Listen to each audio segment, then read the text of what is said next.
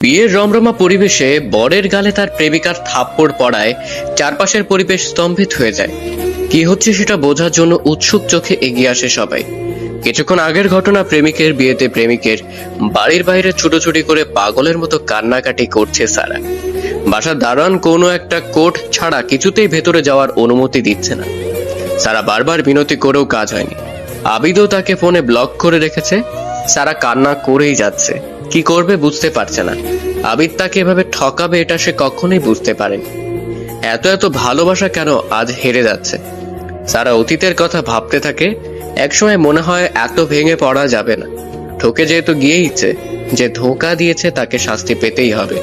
সারা তখনও আবিদের বাড়িতে থেকে একটু দূরে দাঁড়িয়েই আছে। এখনো আশা নিয়ে আছে ভেতরে প্রবেশ করার। বোরখা পরিহিত এক নারীকে বাড়ির দিকে যেতে দেখলে সারা ওনাকে থামিয়ে দেয়। কি হলো, কিছু বলবেন? আপনি ওই বাসার ভেতরে যেতে চাইছেন? হ্যাঁ, এই বক্সে কি আছে? এটা তো কেকের বক্স। আজকে যার বিয়ে, কালকে তার জন্মদিন। রাত 12টায় কেক কাটবে, তাই বর নিজে থেকে অর্ডার দিয়েছে। বিয়ের সবকিছু কি ছেলের বাসায় হচ্ছে? জি, কিন্তু আপনি কে? সারা বোরখা পরিহিতা মেয়েটাকে সব বলে।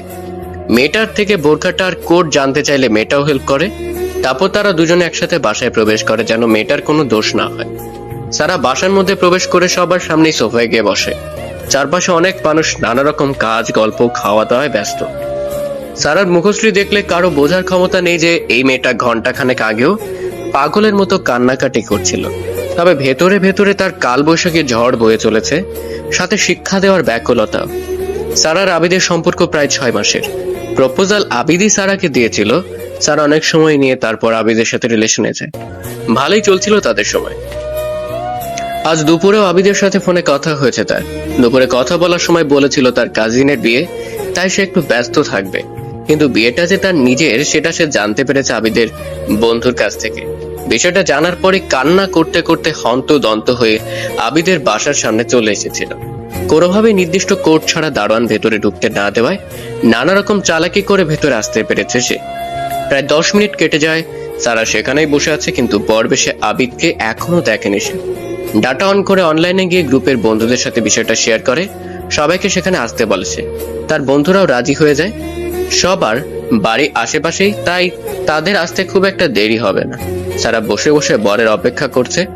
কিছুক্ষণ পর বর বউ একসাথেই ভেতরে এলো। সারা জুস নিয়ে বসে বসে খাচ্ছিল। তাকে দেখে কোনোভাবে আর চিন্তিত মনে হচ্ছে না। বর বউকে নিয়ে গিয়ে বসানো হলো। সবাই গিয়ে ছবি তুলছে, কথা বলছে।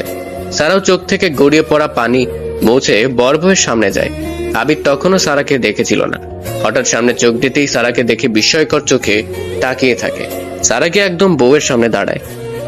মাশাআল্লাহ, কি সুন্দর গো তুমি। শুক্রিয়া। এই বর সাহেব, বউ কোথাকার? দাওয়াত দিলেন না তো? তুমি এখানে? কেন, আমি থাকলে আপনার সমস্যা নাকি? না মানে আপনার কি মনে হয় আপনার বিয়ে খেতে এসেছি আমি? কে নি আবিদ? আমার পরিচিত। কথাটা বলার সাথে সাথে আবিদের গালে একটা থাপ্পড় পড়ে। ভরা মজলুমে বরের গালে থাপ্পড় দেওয়া দেখে আশপাশে সবাই চুপ হয়ে তাদেরকেই দেখতে থাকে। সারা যে যখন তখন যা তা করে ফেলতে পারে সেটা আবিদ জানে, তাই বলে এরকম একটা পরিবেশের সৃষ্টি করবে এটা সে বুঝতে পারেনি। গালে হাত দিয়ে এদিক ওদিকের মানুষকে পর্যবেক্ষণ করতে থাকে সে।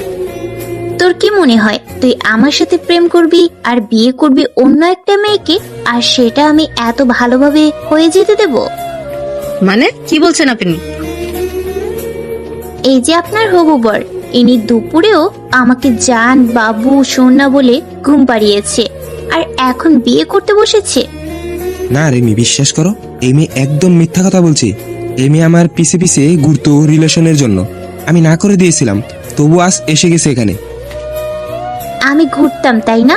আমাকে দেখে মনে হয় আমার মতো মেয়ে তোর পিছে সময় নষ্ট করবে? কথাটা বলতে বলতে ফোনটা বের করে রিমির হাতে দিয়ে দেখলো রিমি ফোনের স্ক্রিনেই দুজনের ছবি দেখতে পেল। সারা আবার সাথে সাথে ফোনটা নিজের কাছে নিয়ে নিল। যে ছেলে একটা মেয়ের সাথে সম্পর্ক থাকা অবস্থাতেই আরেকটা মেয়েকে বিয়ে করতে পারে, সেই ছেলের চরিত্র কেমন সেটা একটু ভেবে দেখবেন। আমি পারতাম বাড়ির বাইরে থেকেই চলে যেতে, তারপর মনে হলো সবার জানা উচিত সারা আরেকবার আবিদকে থাপ্পড় দিতে এগোতে লাগলে তার বন্ধুরা এসে ধরে ফেলে। আরো কয়েক মিনিট যাবত ওখানে বড়সড় একটা ঝামেলা চলতে থাকে। প্রায় অনেক সময় পর সারা সহ তার বন্ধুরা বিয়ে বাড়ি থেকে বের হয়। আবিদের কর্মকাণ্ডের কথা ভেবে এতক্ষণ চুপচাপ সহ্য করে এত কিছু করতে পারলে এখন সে বাহিরে এসে বান্ধবী রিমঝিমকে জড়িয়ে সাথে সাথে কান্না করে দেয়। রিমঝিম সারার কান্না থামানোর চেষ্টা করলে আয়ান রিমঝিমকে এটা করতে নিষেধ করে, কারণ সারা এখন কান্না করা প্রয়োজন, নইলে তার বুক ভারী হয়ে চাপা কান্না তাকে শেষ করে ফেলবে। রাস্তার পাশে সবাই দল বেঁধে দাঁড়িয়ে আছে। সারা সেই বের হওয়ার পর থেকে কান্না করেই যাচ্ছে। দোস্ত, আমার এই সীমাহীন ভালোবাসাও ভাঙলো তবে, তাই না বল? তার জন্য আমি কি না করেছি। তোদের সাথে যোগাযোগ প্রায় শেষ করে দিয়েছিলাম। শেরহানকে সে পছন্দ করতো না, জন্য শেরহানকে আমার ফোন অনলাইন শপ থেকে ব্লক করে রেখেছিলাম। তার ধারণা শেরহান আমাকে পছন্দ করে। আমি তবুও কিছু বলিনি, শুধুমাত্র সম্পর্কটা ঠিক রাখার লোভে। ঠিক আছে, এখন বাদ দে সব, একটু শান্ত হ। ও আমাকে এভাবে ঠকাতে পারলো? তোর কি মনে হয় ওই মেয়েটা আবিদকে আবার বিয়ে করবে? বিয়ে না করলেও তো আবিদের কাছে আমি আর ফিরে যাব না, কিন্তু ক্লাসগুলো কিভাবে করব আমি? ওসব নিয়ে তোর ভাবতে হবে না। আগে যেমন স্যার স্টুডেন্ট রিলেশন ছিল ওভাবেই ট্রিট করবি। ক্লাসের চিন্তা তোর এত করতে হবে না। এতক্ষণে সেহরানের মুখে কথা শুনে সারা সেহরানের দিকে টলমল চোখে তাক। দোস্ত, আমাকে মাফ করে দিস।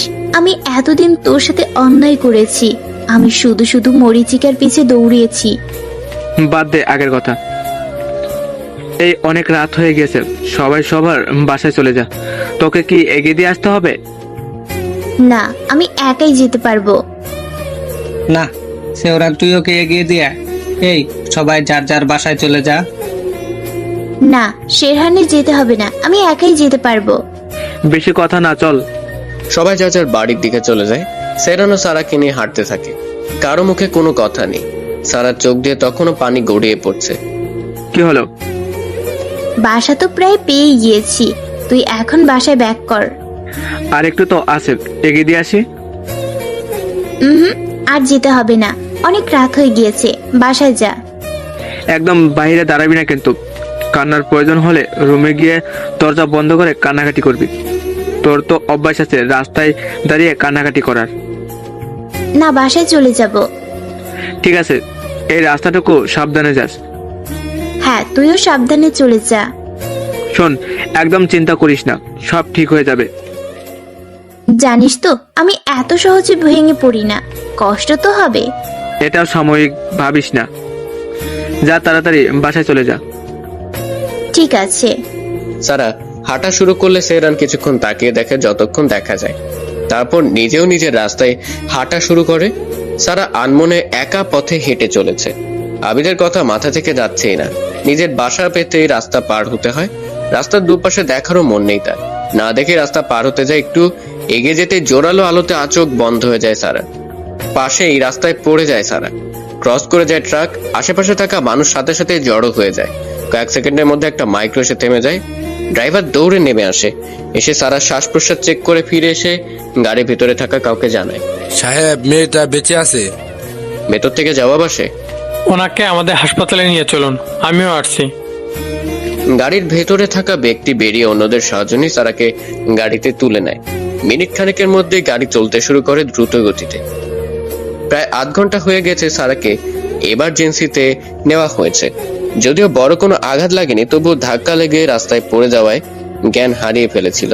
স্নিগ্ধ এমার্জেন্সি থেকে নিজের ব্যক্তিগত কেবিনে গিয়ে দেখে তার বাবা চেয়ারে বসে আছে। বাবা, তুমি এখানে আছো এখনো? হ্যাঁ, মেয়েটার কি অবস্থা? তোমার পেশেন্ট একদম ঠিক আছে, তবে যেহেতু ধাক্কাটা প্রায় জোরেই লেগেছে তাই ব্যথা হবে। ওনাকে ব্যথার ওষুধ দিয়ে দিয়েছি, ঘুমের ওষুধও দিয়ে দেবো, বাসায় গিয়ে খেয়ে নেবে। তেমন কিছু হবে না তো? না বাবা, কিছু হবে না। উনি কে বলো তো, চেনো তুমি? বাসায় ফিরছিলাম, আমাদের সামনের গাড়িটা মেয়েটাকে ইচ্ছাকৃত ধাক্কা দিয়ে বেরিয়ে চলে যায়। আমি ড্রাইভারকে বলে মেয়েটাকে এখানে নিয়ে আসি। তখন দেখতে পাইনি, এখন এসে দেখলাম কি মায়াবী মুখ মেয়েটার। এখন কি করবে? উনাকে তো বাসায় পৌঁছে দিতে হবে। বাসায় কি জানানো হয়েছে? না, তুমি দেখো কি করবে। আমি কি করব? তুমি গিয়ে মেয়েটাকে বাসায় কল দিতে বলো, বাসার কেউ এসে নিয়ে যাক। তুমি যাও ওনার সাথে দেখা করে এসো আর বলো গিয়ে। মেয়েদের সামনে যেতে এত কিসের লজ্জা তোমার? বাবা জানোই আমি এমন, আমি আর ঠিক হব না। নিজেকে চেঞ্জ করো স্নিগ্ধ, এভাবে আর কতদিন? তোমার বৌমা ঘরে আসলে আমি লজ্জার মাথা খেয়ে ফেলবো, সমস্যা নেই। সব দিক থেকে ঠিক আছো, কিন্তু এই অচেনা মেয়েদের সামনে যেতে এত কিসের লজ্জা তোমার? সে তুমি বুঝবে না। আমি তোমার বাবা, আর আমি সেটা বুঝবো না? বাবা হলেই সবকিছু বুঝতে হবে নাকি? আর আমি তো লজ্জা পাই না, আমার উপর শুধুমাত্র আমার বউয়ের অধিকার। অন্য মেয়েরা কেন তোমার ছেলেকে দেখবে? তোমার ছেলে কি কম সুন্দর? কোনো মেয়ে যদি পছন্দ করে ফেলে তাহলে তোমার বৌমার হক নষ্ট হবে না বলো? তুমি শ্বশুর হয়ে এত বড় অন্যায় কিভাবে হতে দিচ্ছ বাবা? এই যে শুরু হয়ে গেল তোমার এসব কথাবার্তা। অপরিচিত মেয়েদের সামনে না গেলে, পরিচিত না হলে, কথাবার্তা না বললে তাহলে পরিচিত হবে কিভাবে? আর পরিচিত না হলে আসবে কিভাবে? আচ্ছা শোনো, তোমাকে একটা কথা বলেই দেই। কি কথা? মেয়েটা আসলেই মায়াবী। পছন্দ হয়েছে তোমার? তার জন্যই তো সামনে যেতে চাচ্ছি না। কেন? এখনকার কোনো মেয়েকে তুমি দেখেছো প্রেমিক ছাড়া? এই মেয়ে অনেক অনেক বেশি না হলেও যথেষ্ট সুন্দর আর মায়াবী। তোমার কি মনে হয় পছন্দ করেনি? তোমার পছন্দ হয়েছে কিনা সেটা বলো, বাকিটা আমরা দেখে নিচ্ছি। হ্যাঁ, প্রতিবার তুমি এসবই বলো, আর মার কাছে গেলে বোবা হয়ে যাও। মা যে ব্যাপারে হ্যাঁ বলবে না সেটা আমার বাসায় তো কখনোই হবে না। এসব বাদ দাও, তুমি যাও মেয়েটা বাসায় ফোন করে দাও। ফোন দিয়ে কাউকে আসতে বলো, কেউ এসে মেয়েটাকে নিয়ে যাক। তা যদি না হয় তাহলে তুমি গিয়ে বাসায় পৌঁছে দাও। আমি যেতে পারবো না। স্নিগ্ধ, বাবার কথা শুনতে হয়।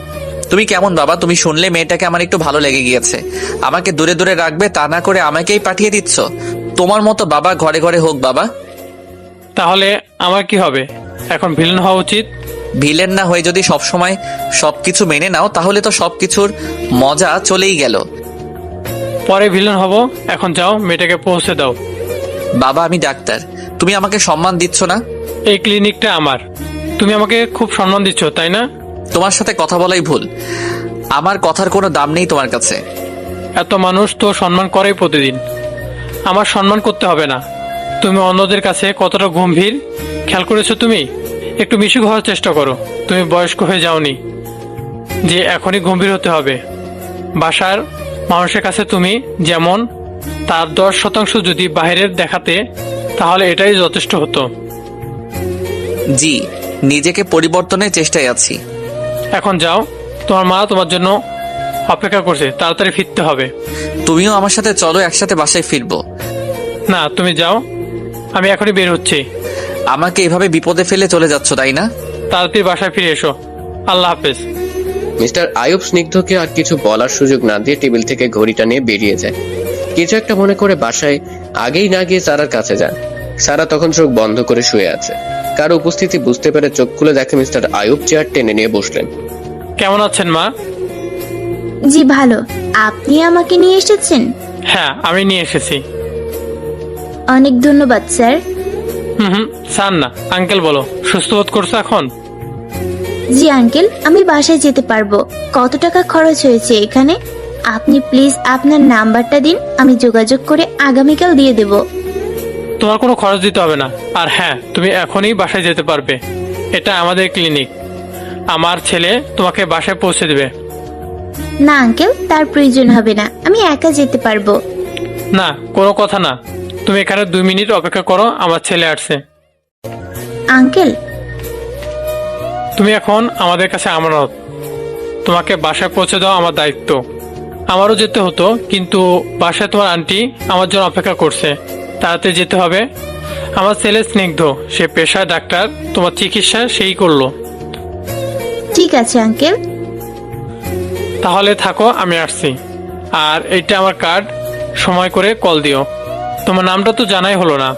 আমার নাম অনামিকা সারা। অনামিকা, বাহ, সুন্দর নাম। আচ্ছা, কল দিলে অনেক কথা হবে। এখন থাকো, আসছি। সাবধানে থেকো। জি আঙ্কেল। মিস্টার আয়ুব চলে যাওয়ার কিছুক্ষণ পর স্নিগ্ধ রুমে প্রবেশ করে। সারা দরজার দিকে তাকিয়ে গায়ে সাদা পাঞ্জাবি পাজামা, চোখে চশমা পরা শ্যামবর্ণের পুরুষটিকে দেখে উঠে বসার চেষ্টা করে। সারাকে নড়াচড়া করতে দেখে স্নিগ্ধ দৌড়ে গিয়ে সারাকে ধরে তুলে বসিয়ে দেয়। একা একা হুটহাট বেশি নড়াচড়া করবেন না। বাসায় অন্তত 1 সপ্তাহ বেড রেস্টে থাকবেন। ওষুধ লিখে দেওয়া আছে, ওগুলো খাবেন ঠিক মতো। আপনি স্নিগ্ধ? হ্যাঁ, কেন? আঙ্কেল আপনার কথা বলল। কি বললো? জি, বাসায় পৌঁছে দিবেন এটা। আচ্ছা চলুন, আমাদের বের হওয়া দরকার। জি। আপনি বোধহয় একা হাঁটতে পারবেন না, পায়ে আঘাত লেগেছে। তাহলে কিভাবে যাব? আমি ধরে নিয়ে যাচ্ছি আপনাকে, ধীরে ধীরে হাঁটবেন। এভাবে যাওয়া কি সম্ভব হবে? অবশ্যই সম্ভব হবে মিস। সারা। সারা, বাহ সুন্দর নাম তো। নামের মতো সুন্দর দিন কাটানোর চেষ্টা করবেন, ভুল মানুষকে জীবনে জায়গা দিবেন না। মানে? কিছু না, চলুন এগোনো যাক। না, আপনি আগে বলুন। যদি আমাদের দেখা হয় তখন বলবো। সারার কথা বাড়ায় না। কিছুক্ষণ পর স্নিগ্ধ সারাকে ধরে নিয়ে বাহিরের উদ্দেশ্যে হাঁটা শুরু করে, কিন্তু পথ যেন শেষ হচ্ছে না। এভাবে হাঁটলে গাড়ির কাছে যেতে 2 মিনিটের পথে 10 মিনিট লেগে যাবে। স্নিগ্ধ আর দেরি না করে সারাকে বুঝতে না দিয়ে তার দিকে তাকিয়ে প্লিজ ডোন্ট মাইন্ড বলেই সেকেন্ডের মধ্যে তাকে কোলে তুলে নিয়ে হাঁটা শুরু করে দেয়। সারার কথা বাড়ায় না। কিছুক্ষণ পর স্নিগ্ধ সারাকে ধরে বাহিরের উদ্দেশ্যে হাঁটা শুরু করে, কিন্তু পথ যেন শেষ হচ্ছে না। এভাবে হাঁটলে গাড়ির কাছে যেতে 2 মিনিটের পথে 10 মিনিট লেগে যাবে। স্নিগ্ধ আর দেরি না করে সারাকে বুঝতে না দিয়ে তার দিকে তাকিয়ে প্লিজ ডোন্ট মাইন্ড বলেই সেকেন্ডের মধ্যে তাকে কোলে তুলে নিয়ে হাঁটা শুরু করে দেয়। স্নিগ্ধ সারাকে নিয়ে হেঁটে চলছিল, এমন সময় পেছন থেকে কারোর ডাক শুনে পেছনে তাকাতে দেখে একজন হুইল চেয়ার নিয়ে এগিয়ে আসছে। সে কি করবে এবার? সারাও তো দেখে ফেললো। চেয়ার থাকতে আমাদের এভাবে কেন যেতে হবে? আমাকে চেয়ারে বসিয়ে দিন। সারার কথার পৃষ্ঠে বলার মতো আর কোনো কথাই ছিল না স্নিগ্ধ, তাই সে আর কিছু না বলে দাঁড়িয়ে যায়। ছেলেটা চেয়ার নিয়ে এসে সামনে দাঁড়ায়। স্নিগ্ধ ইশারায় চলে যেতে বলে, ছেলেটাও আর দেরি না করে সাথে সাথে চলে যায়। স্নিগ্ধ সারাকে হুইল চেয়ারে বসিয়ে দিয়ে নিয়ে যেতে থাকে। সারাকে গাড়িতে পাশের সিটে বসিয়ে দেয়। সারাকে বসিয়ে রেখে আবার ভেতরে হুইল চেয়ার রাখতে চলে যায়। সারা বসে বসে আবিদের কথা ভাবছিল। নিশ্চিত বিয়েটা হয়নি শেষ পর্যন্ত। মনে মনে প্রচুর গালি দিতে থাকে তাকে। তার তো সারা জীবন সিঙ্গেল থাকা উচিত। আপনার ফোন নিয়ে এসেছেন? কথা ধ্যান ভাঙে সারার। তাকে দেখা স্নিগ্ধ জিজ্ঞাসু চোখে দাঁড়িয়ে আছে বাহিরে। সারা নিজের পাশে ব্যাগ দেখিয়ে জানায় যে তার ফোন তার কাছেই আছে। স্নিগ্ধ এবার নিজের সিটে বসে যায়। কোথায় যাব বলেন? এখন তো বাসায় যাওয়া যাবে না, মানে যেখানে ভাড়া থাকি। ভাড়া থাকতে হয়? জি, ক্লাস ডেইলি করার জন্য নিজের বাসা থেকে আসা অনেক কষ্টের, এই জন্য এখানে বাসা নিয়েছি। এখন কয়টা বাজে? এখন 11টা। আমার বাসায় যেতে আধা ঘন্টা লাগবে এই গাড়িতে, আবার আপনার ফিরতেও হবে। কি করি বলুন তো? আপনার কোন ফ্রেন্ডকে কল দিন, আশেপাশে কারো বাসা নেই? হ্যাঁ আছে, কিন্তু আমি বাসা চিনি না আর নম্বর মুখস্থ নেই। তার আগে আমার বাসার মালিককে কল দিতে হতো, নইলে সমস্যা হবে। আপনি নম্বর দিন, আমি কথা বলছি। আপনি এখানেই নিজের রুমে যেতে পারবেন। না থাক, আপনার এখন বিশ্রামের প্রয়োজন। কয়েকটা দিন আপনাকে বরং আপনার বাড়িতে পৌঁছে দিয়ে আসি। আপনি আবার ফিরে আসবেন? আমার চিন্তা আপনার করতে হবে না, চলুন যাওয়া যাক। কোথায় যাব বলুন? চাটমোহর থানা বাজার একদম চিনেন আপনি? হ্যাঁ, পাবনা জেলার প্রায় সব জায়গা চিনে গিয়েছি। আগে কি অন্য কোথাও ছিলেন? হ্যাঁ চলুন, যেতে যেতে গল্প করা যাক। হ্যাঁ। স্নিগ্ধ গাড়ি ড্রাইভ করা শুরু করে। সারাও চুপচাপ বসে আছে।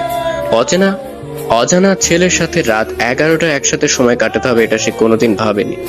আজকে তার ভয় পাওয়ার কথা সেটাও সে কোনোভাবে পাচ্ছে না। তার মনে হচ্ছে এই লোকটাকে বিশ্বাস করা যায়। মাঝে মাঝে স্নিগ্ধর দিকে তাকাচ্ছে। সে হাসপাতালে প্রথম দেখায় মনে হচ্ছিল লোকটা শ্যামলা, কিন্তু এখন মনে হচ্ছে ফর্সা, আবার উজ্জ্বল শ্যামলা মনে হচ্ছে। কিছু খাননি বোধ হয়, তাই না? হেসে সারাকে কথাটি জিজ্ঞেস করে স্নিগ্ধ। সারা এবার আর একটা জিনিস খেয়াল করে, স্নিগ্ধর গালে টোলও পড়ে। মেয়েদের টোল অহরহ দেখা গেলেও ছেলেদেরটা খুব কমই দেখা যায়। সারা এবার নিজের নীরবতা ভাঙে। না, খাওয়া হয়নি, বাসায় গিয়েই খাবো। সামনে দোকান খোলা পেলে কিছু কিনে দিচ্ছি, খেতে খেতে বাসায় যাবেন। না, এখন আর বাইরে কিছু খাবো না, একদম বাসায় গিয়েই খাবো। শিওর? আপনি তো বললেন না আপনারা আগে কোথায় থাকতেন? আগে বগুড়াতে থাকতাম, 7 বছর হলো এখানে চলে এসেছি। বগুড়া? হ্যাঁ, অবাক হলেন যে? না, এমনি। আপনার নাম কি যেন বললেন? সারা। আপনার সাথে আমার অতীতের পরিচিত একজনের মিল আছে, দেখতে অনেকটা একরকম। কার সাথে? ছিল একজন, বাদ দিন তার কথা। ঠিক আছে। পড়ছেন কিসে? দেখে তো বাচ্চা বাচ্চা লাগে। বাচ্চা না, আমি অনার্স ফার্স্ট ইয়ারে পড়ছি, সামনেই ফাইনাল পরীক্ষা। তাহলে তো অনেক বড়। মজা নিচ্ছেন? না তো। হুম। বাসায় কে কে আছেন? আব্বু, আম্মু আর একটা কাজিন আছে। আমি বাসায় থাকি না, সে আমাদের বাসায় থেকে পড়াশোনা করছে। ও আচ্ছা। আপনার বাসায়? বাবা, মা, আমি আর আমার বোন। হুম। চলে এসেছি প্রায়। হ্যাঁ, সামনে গিয়ে রাস্তার দুই দিকে গিয়েছে, আপনি সোজা যাবেন। ঠিক আছে। 2 মিনিটের মাথায় গাড়ি এসে সারার বাসার সামনে থেমে যায়। স্নিগ্ধ গাড়ি থেকে নেমে সারার পাশের দরজা খুলে তাকে ধরে নামিয়ে দেয়। বাসার দরজার সামনে এসে স্নিগ্ধ কলিং বেল চাপতে যাবে, সারা অমনি স্নিগ্ধকে থামিয়ে দেয়। কি হলো? আপনার ফোনটা দিন, আমি আম্মুকে কল দিয়ে দরজা খুলে দিতে বলি। নিচতলায় ভাড়াটিয়া আছে, ওনাদের অসুবিধা হবে। আচ্ছা ঠিক আছে, কল দিন তাহলে। স্নিগ্ধ ফোনটা বের করে সারার হাতে দেয়। সারাও তার মায়ের নাম্বারে কল দেয়। প্রথমবারই কলটা রিসিভ হয়ে যায়। আসসালামু আলাইকুম আম্মু। ওয়ালাইকুম আসসালাম। কে সারা? হ্যাঁ আমি। বাসার দরজাটা খুলে দাও তো, বাহিরে দাঁড়িয়ে আছি। এত রাতে এখানে কেন? আচ্ছা অপেক্ষা কর, আমি আসছি। জি। কিছুক্ষণ দাঁড়িয়ে থাকার পর দরজা খোলা শব্দে সারার মুখে হাসি ফুটে যায়। সারার মা মিসেস আয়েশা আর বাবা শমশের মেয়েকে এত রাতে একটা ছেলের সাথে দাঁড়িয়ে থাকতে দেখে অবাক হন। দুজন দুজনের দিকে তাকিয়ে আবার মেয়ের দিকে তাকান। আসসালামু আলাইকুম আঙ্কেল। ওয়ালাইকুম সালাম। আব্বু, এত রাতে তুমি এখানে কেন? কোনো খবর না দিয়ে এভাবে চলে আসলে যে? আব্বু সব বলছি, আগে ভেতরে নিয়ে যাও আমাকে। ভেতরে এসো। চলুন, আমি আপনাকে নিয়ে যাচ্ছি। সারার মা বাবা ভেতরের দিকে যাবে এমন সময় অপরিচিত ছেলের কথা শুনে আবার দাঁড়িয়ে যায়। ওকে নিয়ে যেতে হবে কেন?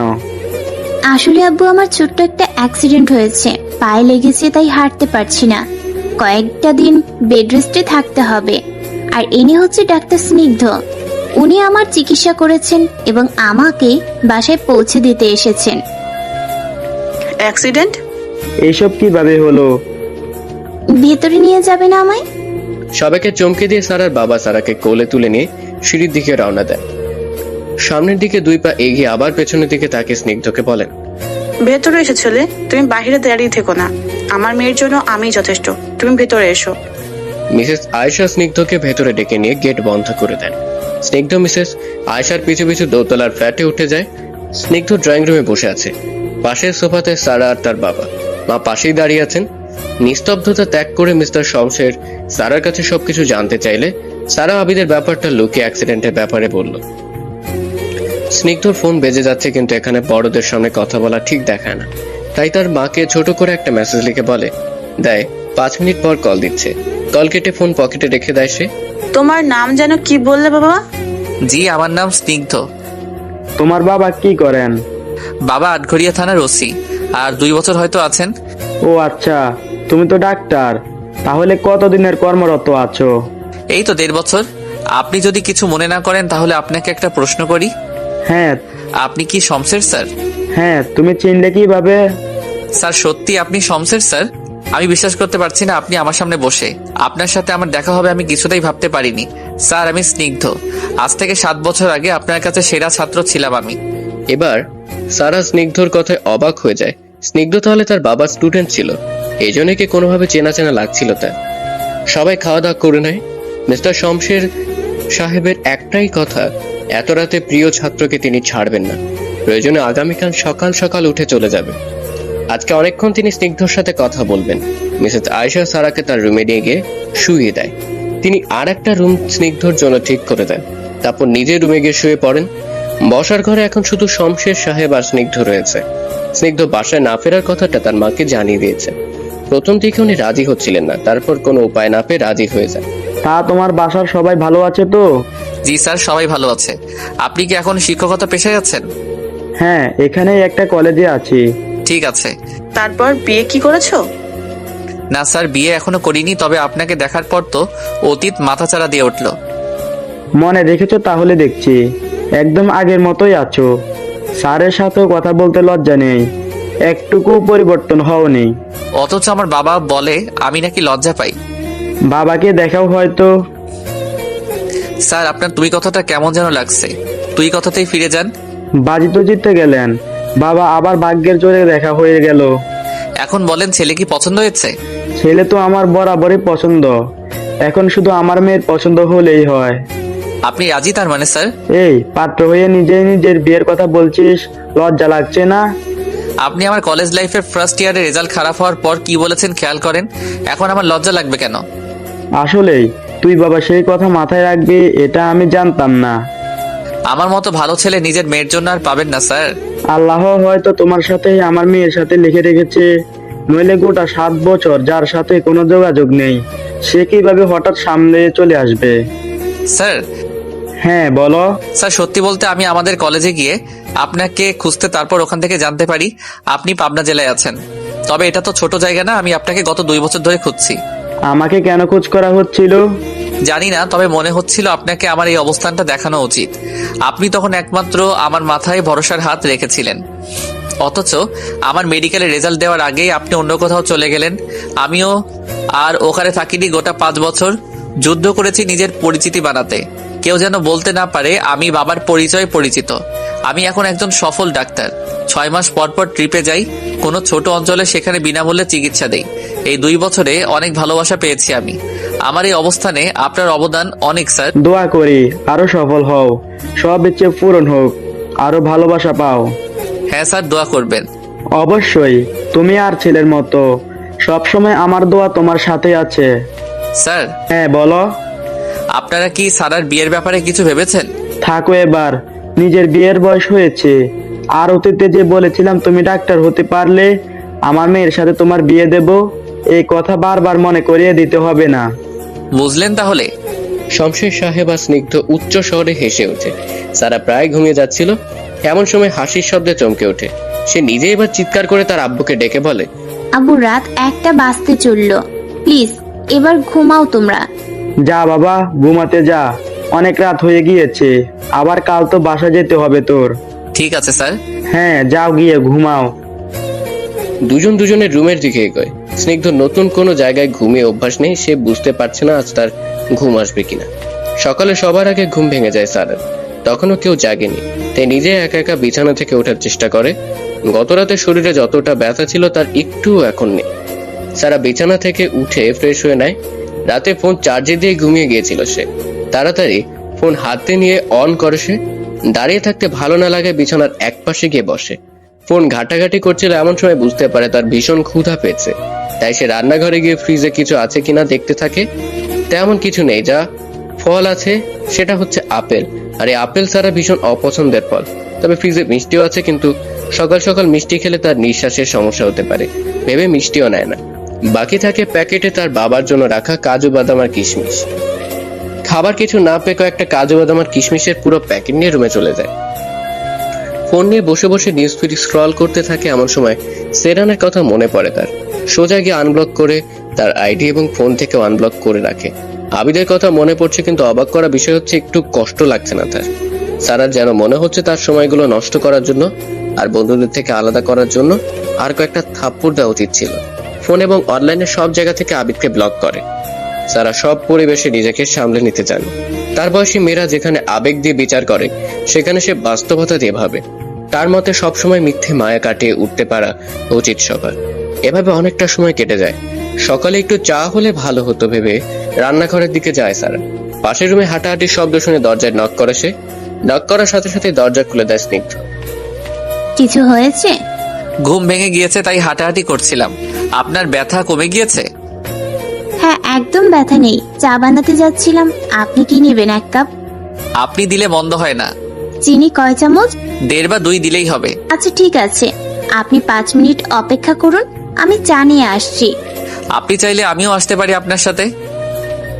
আপনার কষ্ট করে যেতে হবে না, আপনি এখানেই থাকুন।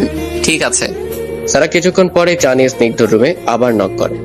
ভেতরে যাওয়ার অনুমতি পেলে চা নিয়ে ভেতরে যায় সারা। সে স্নিগ্ধকে চা দিয়ে চলে যাওয়ার জন্য পা বাড়ালে স্নিগ্ধ পেছন থেকে ডাক দেয়। হ্যাঁ বলুন। আপনি চাইলে বসতে পারেন এখানে। আপনার অসুবিধা হবে না তো?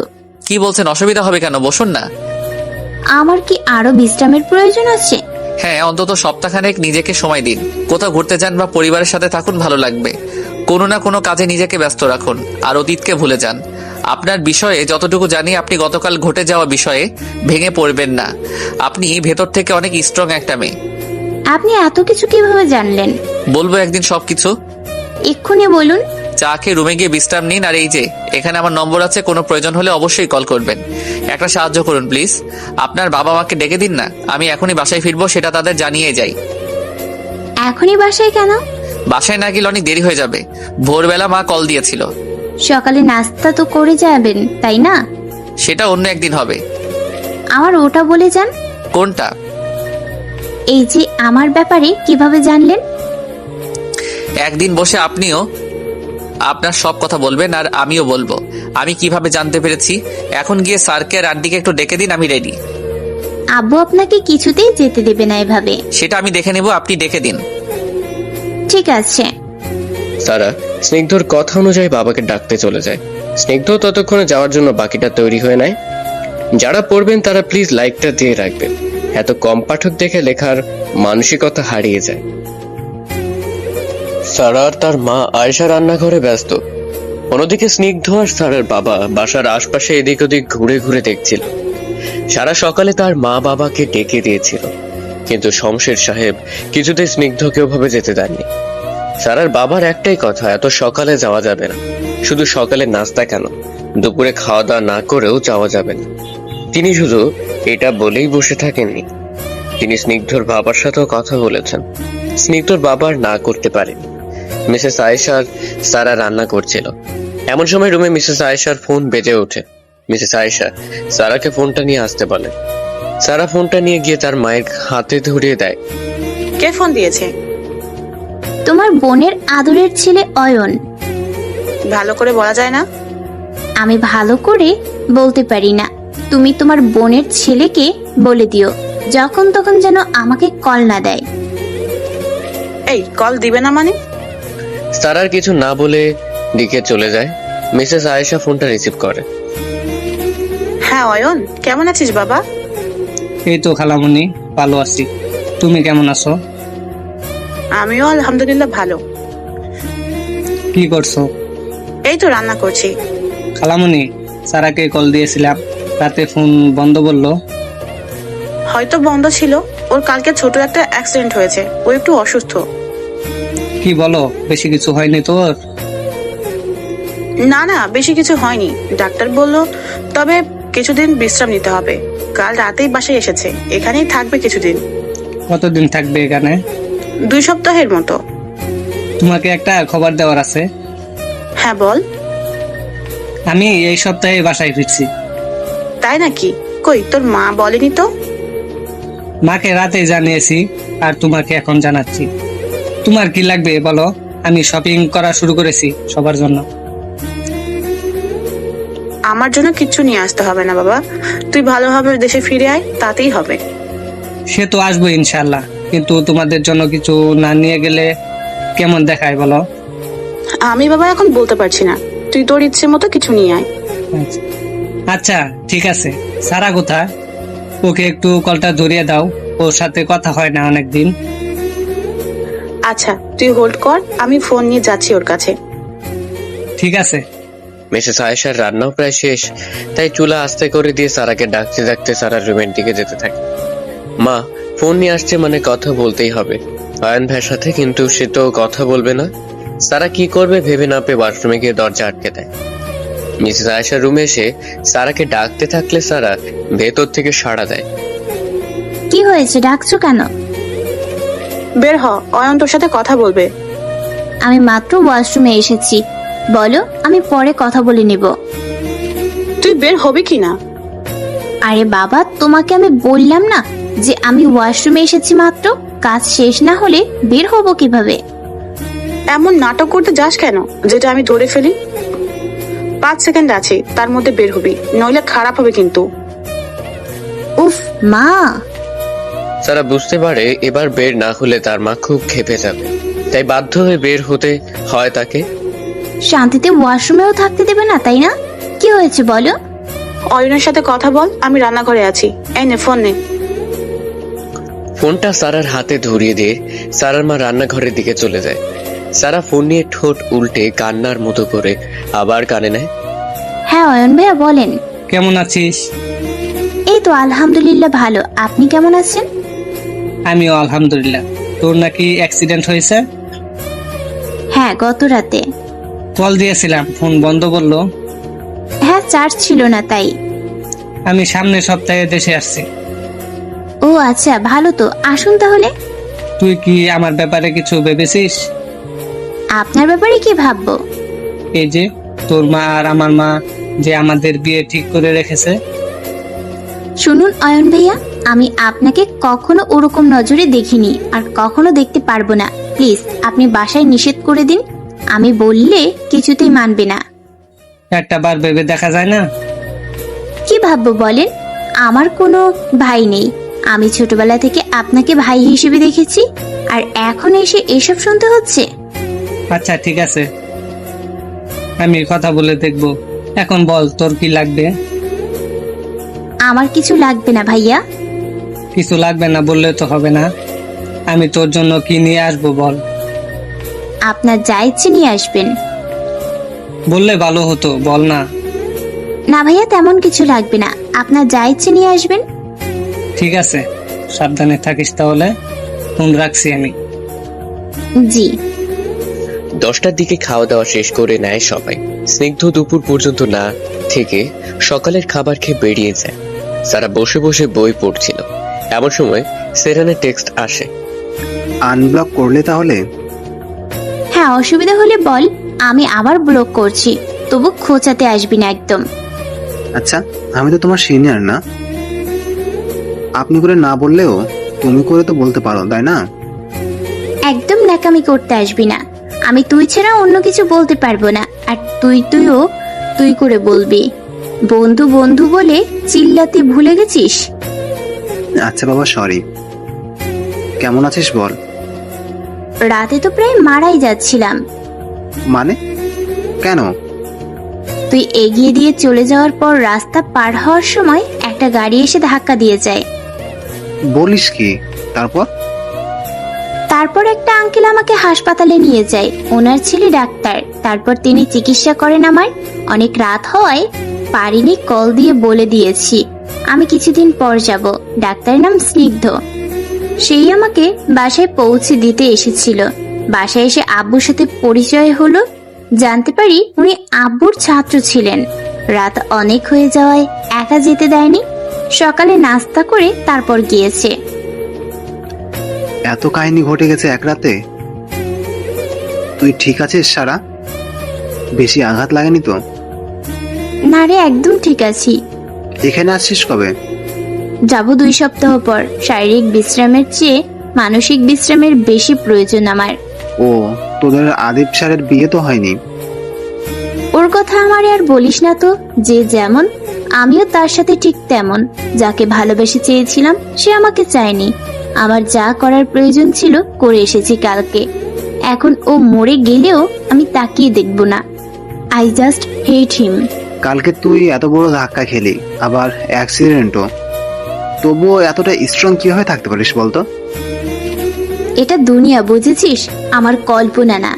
আর ওই লোকটাকে আমি আমার কল্পনাকেও আর স্পর্শ করতে দিব না। আচ্ছা শোন, আবার টেক্সট করব এখন। আল্লাহ হাফেজ। ঠিক আছে। স্নিগ্ধ রোগী দেখে এসে চেম্বারে বসে বারবার ফোন চেক করছে। এতক্ষণে কয়েকবার কোনো কারণ না থাকা সত্ত্বেও ফোন হাতে নিয়েছে সে। কল না আসায় তার চোখ মুখে একরাশ অসহায়ত্ব ভর করেছে। একদিনে দেখা পরিচয় কিভাবে কাউকে এত মনে পড়ে কারো? যদিও সে সারার ব্যাপারে আগে থেকে জানে, কিন্তু তখন সে তার পরিচয় জানতো না। দুর্ঘটনাবশত কালকেই তো তাদের সাক্ষাৎ, তবু এত কেন টানছে তাকে? বসে বসে প্রায় আধা ঘন্টা অপেক্ষা করার পরও কোনো কল না আসলে বাড়ির উদ্দেশ্যে রওনা দেয় স্নিগ্ধ। ডাক্তার স্নিগ্ধ সেই সকালে বের হয়ে গেছে। বাসা থেকে ঠিকমতো গিয়ে পৌঁছলো কিনা সেটা জানাতে একবার কল করা উচিত ছিল তার বলে ভাবতে থাকে সারা, কিন্তু পরক্ষণে মনে পড়ে স্নিগ্ধর কাছে তো আর নম্বরই নেই, কল করবে কিভাবে? স্নিগ্ধ তো তাকে সকালে কার্ড দিয়েছিল, কোথায় রেখেছে সেটা দেখতে হবে। সারা বিছানা থেকে উঠে এখানে ওখানে খুঁজতে থাকে, সেটা কোথায় রেখেছে মনে করতে পারছে না। অনেকক্ষণ খোঁজাখুঁজির পর মনে পড়ে ওটা তো রান্নাঘরের শেলফের ওপর রাখা হয়েছিল। সারা দৌড়ে যায় স্নিগ্ধর নাম্বারটা নিয়ে আসতে। স্নিগ্ধ বাসায় ফিরে ফ্রেশ হয়ে খাওয়া দাওয়া করে বিশ্রাম নিচ্ছিল। ঘুমে চোখ বন্ধ হয়ে আসছিল। তার এমন সময় ফোনটা বেজে ওঠে। স্নিগ্ধ তাড়াতাড়ি করে পাশে থাকা ফোনটা হাতে নেয়। ফোনের স্ক্রিনে অচেনা নাম্বার দেখে তার মুখে হাসি ফুটে যায়। এই নাম্বার নিশ্চিত স্যারের, সেই কল করেছে। স্নিগ্ধ কলটা রিসিভ করতেই কেটে যায়। সে কল ব্যাক করলে নাম্বার ব্যস্ত বলে, তার মানে ওপাশের ব্যক্তি আবার চেষ্টা করছে। স্নিগ্ধ ফোনটা সামনে নিয়ে আরেকবার কল আসার অপেক্ষা করছে, কিন্তু 5 মিনিট হয়ে যায় আর কোনো কল আসে না। হয়তো অপর পাশের ব্যক্তিও ভেবেছে স্নিগ্ধই কল দেবে। স্নিগ্ধ এবার ফোনটা হাতে নিয়ে কল দিয়ে ফেলে, আর রিংও হয়। কয়েকবার রিং হওয়ার পর ওপাশ থেকে কল রিসিভ হয়। হ্যালো হ্যালো, কে কথা বলছেন না যে? এই যে মিস, আপনি কি কথা বলে নিজের উপস্থিতি জানান দিবেন, নাকি আপনার নিঃশ্বাসের শব্দে আপনাকে চিনে নেওয়ার অভ্যাস করতে হবে আমার? অভ্যাস কেন করতে হবে? অভ্যাস খুব বাজে জিনিস। আপনি ঠিকমতো পৌঁছেছেন কিনা সেটা জানতেই কল দিয়েছিলাম। এত করে জানতে ইচ্ছে হলো? আপনার নাম্বার পাচ্ছিলাম না, এই জন্য দেরি হয়ে গিয়েছে। ঠিকমতো গিয়েছিলেন? হ্যাঁ, ঠিক মতো এসেছিলাম। আচ্ছা ঠিক আছে, রাখছি। বাবা আপনার কথা জিজ্ঞেস করেছিল। কি বললেন উনি? এই যে আপনার শরীর কেমন, ঠিক মতো ওষুধ খাওয়ার কথা বলেছি কিনা এসব। আচ্ছা আমি ওনার সাথে কথা বলে নিব, এখন রাখছি। ঠিক আছে। স্নিগ্ধ ফোন রেখে মুচকি হাসতে থাকে।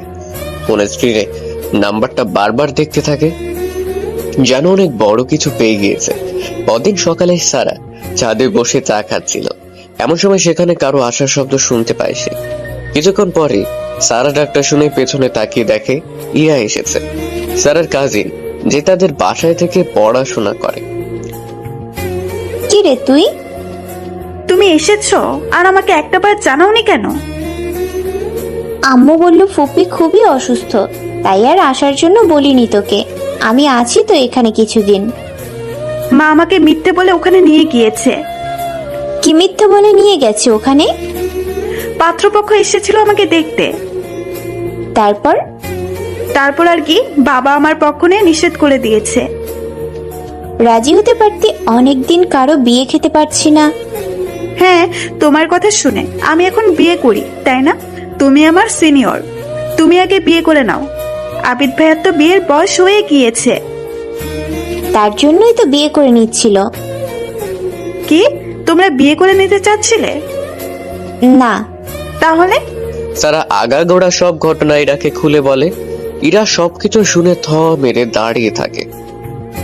কিরে এভাবে দাঁড়িয়ে আছিস কেন? বাড়ি থেকে খেয়ে এসেছিস নাকি? চল একসাথে খেতে বসি। খেয়ে এসেছি। তাহলে চল নিচে যাই। সারা হাঁটা শুরু করলে ইরা এসে সারার সাথ ধরে। দুজন একসাথে সিঁড়ি দিয়ে নামতে থাকে। তোমার খুব কষ্ট হচ্ছে তাই না? আরে না, এখন আমার একদমই কষ্ট হচ্ছে না। সেদিন হয়েছিল খুব, আমার মনে হয়েছিল সেদিনই দম আটকে মারা যাব। এখন কেন কষ্ট হচ্ছে না? যে মানুষটা আমাকে ঠকিয়েছে তাকে আমার সাধ্য মতো শিক্ষা দিয়েছি, তাকে বুঝিয়ে দিয়েছি সে যা করেছে তা একদমই ভুল করেছে। আমি যে ফেলনা না বা চুপচাপ বসে বসে কান্না করার মতো মেয়ে নই, এটা খুব ভালোভাবে বুঝিয়ে দিয়ে এসেছি। প্রাউড অফ ইউ আপু। চল আমার সাথে আবার খেতে বসবি। ঠিক আছে চলো। দুজনকে একসাথে খেতে বসে। অনেকদিন পর দু বোন একসাথে এক টেবিলে খাওয়ার সুযোগ পাচ্ছে।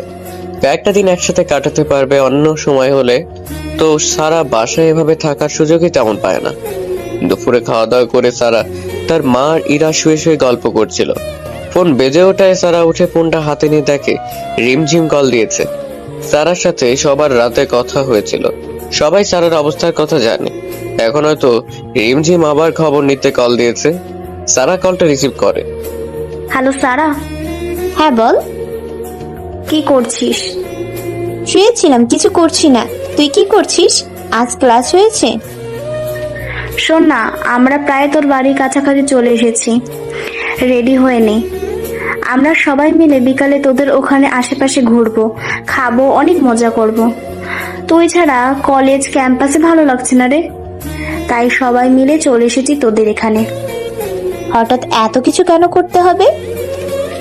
এমনি মনে হলো অনেকদিন তো বাহিরে তেমন ঘোরাঘুরি করা হয় না, তাই। আর এখন বেশি কথা না বলে তাড়াতাড়ি রেডি হয়ে নে তো, আমরা প্রায় চলে এসেছি।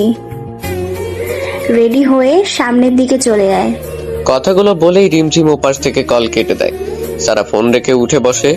নিজেও ভাবে বের হতে পারলে মনটা একটু ভালো লাগবে। নিজেও বিছানা থেকে উঠে দাঁড়ায় আর ইরাকেও রেডি হয়ে নিতে বলে। আমি রেডি হব কেন? কারণ তুইও আমার সাথে যাবি ঘুরতে। তুমি যাবে তোমার বন্ধুদের সাথে ঘুরতে, সেখানে আমি কেন যাব? তুমিই যাও প্লিজ, আমি বরং পড়তে বসি। যা, দুজনেই যা, সারার একা যেতে হবে না। বের হ, তোদের ভালো লাগবে। মামি তুমিও? আম্মু বলে দিয়েছে এবার চল, রাতে পড়তে বসবি। এখন তাড়াতাড়ি রেডি হয়ে নে। তুই বাসায় না থাকলে তো বলতাম না, তাই না? আছিস এজন্যই তো বলছি। ঠিক আছে, রেডি হচ্ছি। হাতে যেহেতু বেশি সময় নেই, তাই দুজন তাড়াতাড়ি করে রেডি হয়ে নেয়। মিনিট 10 পর আবার কল আসলে তার কয়েক মিনিট পরই দুজন বাসায় বলে বের হয়। বিকেল 5টা। সবাই বালুচর মাঠেই গোল হয়ে বসেছিল। সারা, ইরা, মিম, রিমঝিম, আয়ান, সেরান সবাই সেখানে ছিল। বসে বসে আড্ডা দিচ্ছিল সবাই। ইরার হাতে সারার ফোন থাকায় বুঝতে পারে সারার ফোনে কল এসেছে। সারার দিকে ফোনটা এগিয়ে দেয় সে।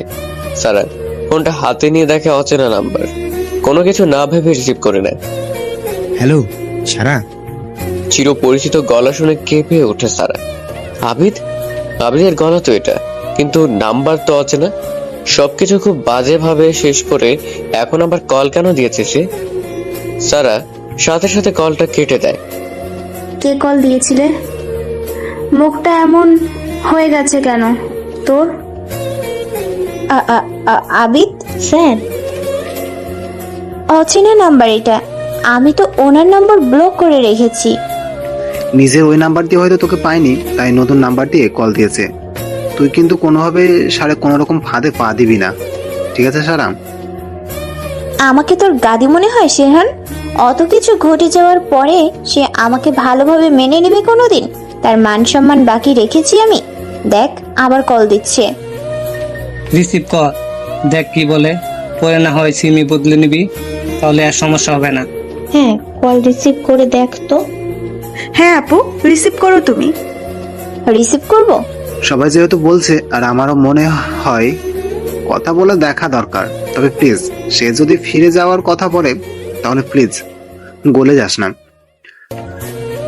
বরফ হয়ে আছিস, বরফ হয়ে থাকবি। কোনোভাবেই তার কাছে ফিরে যাব না। নিজের ভালো আমি বুঝে গিয়েছি। এখন সে যদি আমার কাছে ফিরতেও চায়, আমি কোনোভাবেই মেনে নেব না। তুই শুধু রিসিভ করে দেখ উনি কি বলেন। সারা সবার কথা মতো কল রিসিভ করে লাউড স্পিকারে দেয়। হ্যালো সারা, প্লিজ আমাকে মাফ করে দাও। আমি জানি আমি অনেক বড় ভুল করে ফেলেছি। কোন ব্যাপারে কথা বলছেন স্যার? সারা প্লিজ আমাকে মাফ করে দাও। আমি সত্যি বুঝতে পারছি না আপনি কোন ব্যাপারে কথা বলছেন আর মাপ চাইছেন। সারা প্লিজ। কোন মুখে আপনি আমাকে কল করেছেন? আপনাকে যে আমি সেদিন জুতা পিটা করিনি, এটা আপনার ভাগ্য। আমি তো আমার ভুল স্বীকার করছি, তাই না সারা? এই তুই ফোন রাখবি? কখনো তুই আমার সামনে আসবি না। আমার সামনে আসলেই সেদিনের মতো সবার সামনে অপমান করব বলে দিলাম। সারা সারা। সারা আবিদের আর কোনো কথা না শুনে সেকেন্ডের মধ্যে কল কেটে দেয়। তার বুকের মধ্যে যেন কাল বৈশাখীর ঝড় শুরু হয়ে গিয়েছে। ভুল মানুষ কেন জীবনে এসে সবকিছু শেষ করে দেয়? ভুল মানুষের প্রতি কেন মায়া জন্মায়? এই মায়া জিনিসটা বড্ড বাজে। সেটা যদি ভুল মানুষের প্রতি হয়ে যায়, তাহলে শান্তিতে বাঁচা তো দূরের কথা, নিঃশ্বাসটুকুও নিতে দেয় না। সারা চোখ দুটো ছলছল করছিল। সে বসা থেকে উঠে দাঁড়িয়ে যায়। সারা দাঁড়ানো দেখে বাকি সবাই উঠে দাঁড়ায়। রিমঝিম এসে তাড়াতাড়ি করে সারাকে জড়িয়ে ধরে। সারা এবার নিজেকে সামলাতে না পেরে কান্না করে দেয়। সে যতই শক্ত হোক না কেন, এরকম পরিস্থিতিতে মানুষের ভেঙে পড়াই স্বাভাবিক। সারা যদিও বয়সের তুলনায় নিজেকে খুব বেশি ম্যাচিউর করে তুলেছে, তাই অনেক কষ্টেই তাকে স্পর্শ করে না। কিন্তু এই ব্যাপারটা সারা যতই এড়িয়ে চলার চেষ্টা করছে, ততই ভুলে থাকার চেষ্টা করছে, খুশি থাকার চেষ্টা করছে, তবুও আবিদের কথা মাথায় চলে আসছে। কিছুতেই একেবারে ঝেড়ে ফেলতে পারছে না আবিদকে। ওই মানুষটা যে তোকে একদম নিঃস্ব করে দিয়েছে। কিছুক্ষণ পর সারা নিজেকে সামলে নেয়। চারপাশে এই মানুষগুলো অতিরিক্ত আপন হয়ে গিয়েছে তার। 1 বছরের মধ্যে যতটা কাছের হয়ে গিয়েছে, অনেক হয়তো যুগের পর যুগ সময় নিয়েও এরকম বন্ধু বানাতে পারে না। সারার বন্ধুরা জানে যে সারার মন খারাপ, তাই সবাই ক্লাস শেষ করে আবার অত দূর থেকে এসেছে সারার সঙ্গ দিতে। এই মানুষগুলোকে অন্তত কখনো হারিয়ে যেতে দেওয়া যাবে না। রাতে হঠাৎ ঘুম ভেঙে যায় সারার। নাড়াচাড়া করতে গিয়ে বুঝতে পারে শরীরটা অসম্ভব ব্যথা হয়ে গেছে। রাতে পানি পিপাসা পাওয়ায় সারা বিছানা থেকে অনেক কষ্টে উঠে পানি খায়। সমস্ত শরীরের ব্যথা খুব বেশি অনুভব করছিল সারা। সেদিন রাত ছাড়া 2টা দিন তো ভালোই গিয়েছে, আজকে হঠাৎ ব্যথা বেড়ে গেল কেন? তার মানে কি আজ বেশি হাঁটাহাঁটি করার জন্য এমন হয়েছে? ঘড়ির দিকে তাকিয়ে দেখে রাত 1টা বাজে। আগের ওষুধই খেয়ে নেয় সে। আজকে রাতে হঠাৎ করে ব্যথা বেড়ে যাবে এটা সে ভাবেনি। সারা শুয়ে আছে কিন্তু তার চোখে মুখ ঘুম নেই। সারার মাঝরাতে ঘুম ভেঙে যাওয়ার অভ্যেস আছে। একবার ঘুম ভেঙে গেলে আর ঘুম আসতে চায় না, তাই সেই সময়টা কাজে লাগাতো। মাঝরাতে ঘুম ভেঙে গেলেই দেখতো আবিদ অনলাইনে। সারাকে অ্যাক্টিভ দেখলেই সে মেসেজ দিয়ে পড়তে বসতে বলতো। 20 মিনিট করে পড়তো। যতটুকু পড়বে ততটুকু ছবি তুলে আগে আবিদকে দিত। সারার পড়া হয়ে গেলে আবিদ কল দিয়ে প্রশ্ন করতো সেই পড়া থেকে। এভাবেই সারার পড়া হয়ে যেত। সারাকে টিচাররা ভালো স্টুডেন্ট নামে চিনে। এই মাঝরাতে ঘুম ভেঙে যাওয়ায় আবিদের কথা খুব মনে পড়ছে। সবটা তো অন্যরকমও হতে পারত, কেন সবকিছু এলোমেলো হয়ে গেল? ভালোবাসার গভীরতা এত থাকার পরও সে কিভাবে অন্য কারো হয়ে যাওয়ার চিন্তা করেছিল। সারা বুঝতে পারে তার জ্বরও চলে আসছে। খুব খারাপ লাগছে তার। শরীর জ্বলে যাওয়ার মতো কষ্ট হচ্ছে। একদিকে সমস্ত শরীর ব্যথা, আবার অন্যদিকে জ্বর প্রচন্ড পীড়া দিচ্ছে। বাসায় থাকা জ্বরের ওষুধটা খেয়ে নিবে কিনা ভাবছে, আবার ভাবছে ব্যথার জন্য হয়তো জ্বর চলে এসেছে। ডাক্তারকে না জানিয়ে কি ওষুধ খাওয়া ঠিক হবে? অনেক রাতও হয়ে গিয়েছে। স্নিগ্ধকেও তো এখন কল দেওয়া যাবে না। তার আব্বু আম্মুকে ডাকলেও খুব চিন্তা করবে। কিছুতেই ঘুম না আসায় রান্নাঘরে চলে যায় সারা। কিছুক্ষণ পর 1 কাপ ধোয়া ওঠা চা নিয়ে নিজের রুমে ফিরে আসে। বুকশেলফ থেকে পছন্দের একটা বই নিয়ে পড়া শুরু করে। রাত 2টো বাজতে চলল, স্নিগ্ধর চোখে ঘুম নেই। 11টার দিকে বাসায় ফিরেছে। শুয়ে আছে 2 ঘন্টা যাবত। আজ সারাদিন সারার ফোনের অপেক্ষায় ছিল সে। ভেবেছিল সারা হয়তো কল দেবে, কিন্তু তার ভাবনাকে মিথ্যে প্রমাণ করলো। সারা কল দেয়নি। সন্ধ্যার দিকে স্নিগ্ধ নিজেই সারার শারীরিক অবস্থা জানতে কল দেওয়ার কথা ভেবেছিল। ফ্রি হয়ে কলও দিয়েছিল, কিন্তু ফোন বন্ধ পেয়েছে। সন্ধ্যার পর থেকে অনেকবার কল দিয়েছে সে, কিন্তু সেই একই অবস্থা। সকাল হলেই সারার বাবাকে কল দিয়ে সারার খবর নেবে ভেবে রেখেছে, কিন্তু রাতটাই যেন শেষ হচ্ছে না। স্নিগ্ধর বিছানায় শুয়ে থাকতে অস্বস্তি লাগছে। একবার এপাশ তো আরেকবার ওপাশ পিটছে।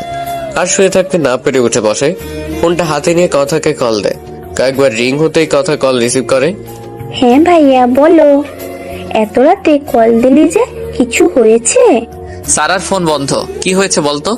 সেহরানের সাথে তো কথা হয়নি, তাই বলতে পারবো না। তুই তোর বন্ধুকে কল দে এখনই। ভাইয়া তুই পাগল হয়ে গেলি নাকি? এখন রাত 2টা বাজে, আমি এত রাতে ওকে কল দেব কিভাবে? আমার অস্বস্তি হচ্ছে খুব, ওর জন্য চিন্তা হচ্ছে। ভাইয়া চিন্তা করিস না, হয়তো আবিদ স্যার কল দিচ্ছিল জন্য ফোন বন্ধ রেখেছে। সকালে আমি সেহরানের সাথে কথা বলে তোকে জানাবো। তুই এখন নিশ্চিন্তে ঘুমিয়ে পড়। ঘুম আসছে না আমার।